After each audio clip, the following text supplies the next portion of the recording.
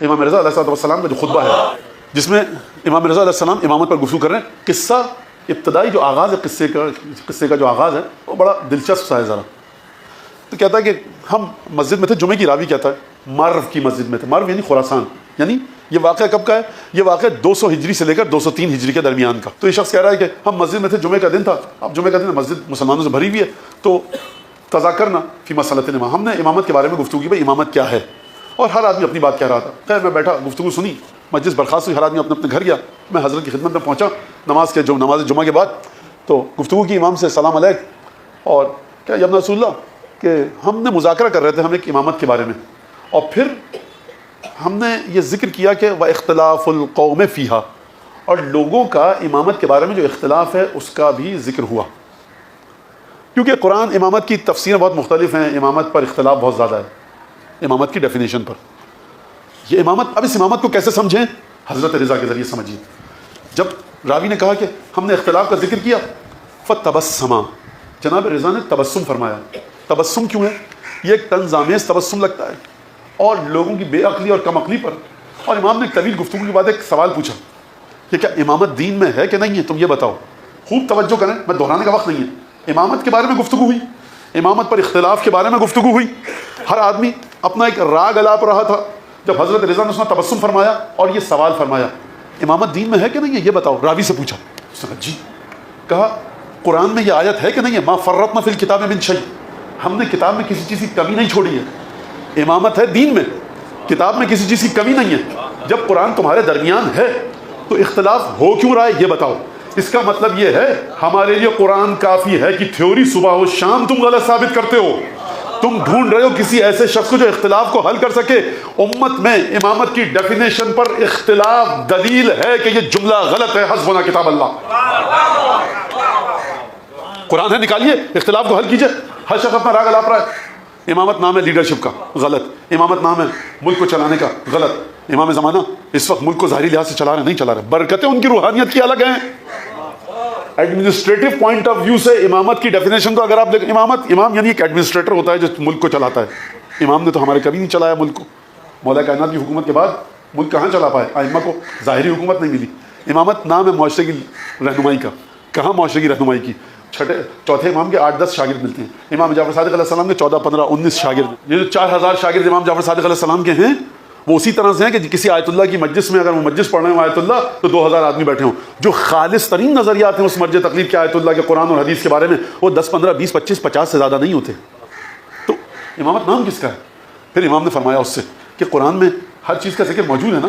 خدا فرما رہا ہے ما فرطنا فی الکتاب من شیء، ہم نے کتاب میں قرآن میں کسی چیز کی کمی نہیں چھوڑی ہے. تو یہ بتاؤ کہ پھر امامت اگر قرآن میں ذکر ہے، اور اب میں آسان الفاظ میں، قرآن میں پروردگار عالم کا نقطہ نظر، پروردگار عالم کا زاویہ نظر قرآن میں امامت کے بارے میں آ چکا ہے، اور تم کہتے ہو قرآن میں ہر چیز ہے، تو نکالو قرآن سے. جی اپنے رسول اللہ قرآن سے ہی نکالا ہے. میرا سوال ہے تو پھر اختلاف کیوں ہے؟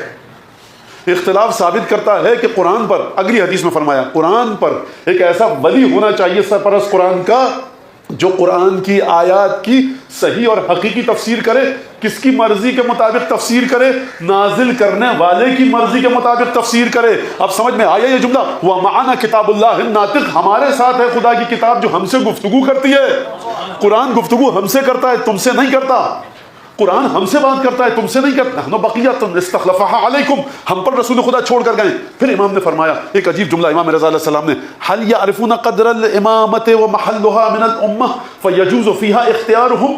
یہ جو لوگ امامت کے بارے میں بات کر رہے تھے، توجہ کیجیے گا، حضرت یعنی قربان جائیں کس کے؟ امام رضا کے نہیں.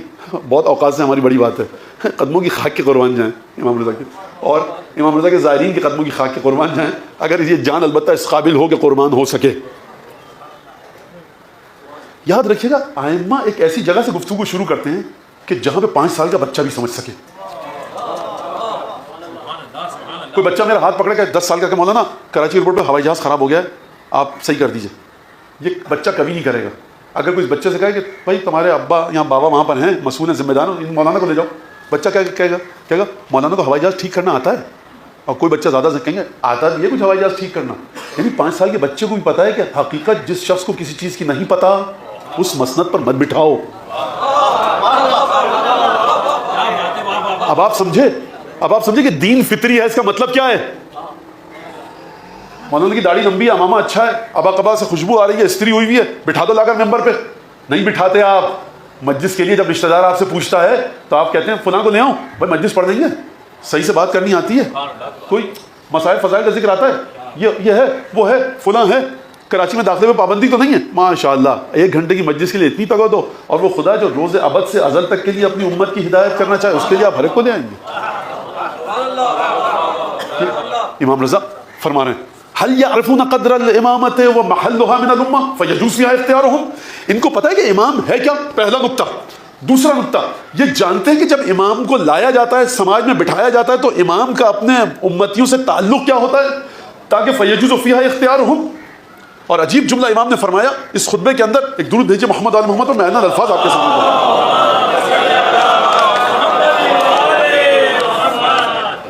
امام نے فرمایا جملہ دیکھیے، آپ کسی چیز کی حقیقت کو آپ کیسے سمجھتے ہیں؟ لمبائی، چوڑائی، گہرائی، بلندی سے. مینار پاکستان کی لمبائی ہے، چوڑائی ہے، گہرائی ہے، بلندی ہے، بنیاد ہے. کسی ایک چیز تو، کوئی ایک چیز تو آپ کی پکڑ میں آ جائے مینار پاکستان کی کیلکولیشن میں آ جائے. امام فرما رہے ہیں ان الامامۃ اجل قدرا واعظم شانا واعلی مکانا وابعد غورا وامنع جانبا من ان یبلغها العقول او ینالهم الناس بآرائهم. خوب سمجھیے حضرت رضا کیا فرما رہے ہیں، معمولی قصہ نہیں ہے. امامت یعنی توحید زمین پر، امامت یعنی نور خدا، امامت یعنی اسماء جلال و جمال و صفات الہی انسانی وجود میں، امامت یعنی رحمت الہی کا مظہر، امامت یعنی جنت و جہنم کی تقسیم، امامت یعنی جبرائیل تمہارا چوکھٹ چومے. یہ امامت معمولی چیز نہیں ہے. فرمایا حضرت رضا نے ان الامامۃ اجل شأنا واعلی مکانا وارفع قدرا واعظم شانا وامنع غورا وابعد غورا وامنع جانبا من ان يبلغ العقول، من ان يبلغ الناس بعقولهم او ينالهم بآرائهم. سنیے گا جملہ، امام نے فرمایا ان الامامۃ اجل قدرا، امامت کی قدر اور منزلت اس سے کہیں جلالت زیادہ ہے، امامت کا مکان اور مرتبہ اور بلندی اس سے کہیں اعلیٰ ہے، امامت کی شان اس سے کہیں زیادہ عظیم ہے، امامت کی سرحدیں اس سے زیادہ بلند ہیں، تمہاری عقلوں سے دور ہیں، امامت کی گہرائی اس سے کہیں دور ہے کہ لوگ اپنی عقل کے ذریعے ان چیزوں کو سمجھ سکیں، یا لوگ اپنی آرا کے ذریعے امامت کی خوشبو کو پا سکیں. یعنی امامت کی گہرائی تمہاری فکر نہیں پہنچ سکتی، امامت کی حدود کو تم نہیں سمجھ سکتے، امامت کی بلندی کا تم اندازہ نہیں کر سکتے، امامت کے پھیلاؤ کو تم نہیں سمجھ سکتے. چیز کو سمجھا جاتا ہے اس کے پھیلاؤ کے ذریعے، لمبان کے ذریعے، قد اور کاٹ کے ذریعے، طول اور عرض کے ذریعے، لینتھ اور وڈتھ کے ذریعے. امامت کی نہ لینتھ تمہاری سمجھ میں آ رہی ہے، نہ ڈیپتھ تمہاری سمجھ میں آ رہی ہے، نہ لیمیٹیشنز تمہاری سمجھ میں آ رہی ہیں، کیونکہ امامت نام ہے خدا کی تجلیات کے زمین پر چلنے کا.